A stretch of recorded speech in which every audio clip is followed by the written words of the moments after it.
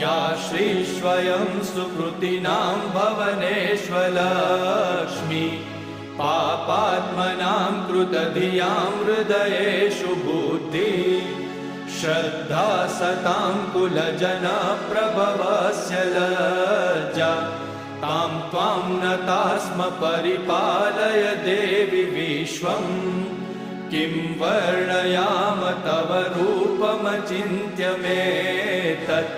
किं चातिवीर्यमसुरक्षयकारि भूरि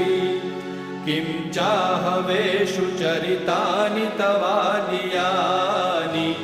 सर्वेषु देवसुरदेवगणादिकेषु हेतुः समस्तजगतां त्रिगुणापि दोषे न ज्ञायसे हरिहरादिभिरप्यपारा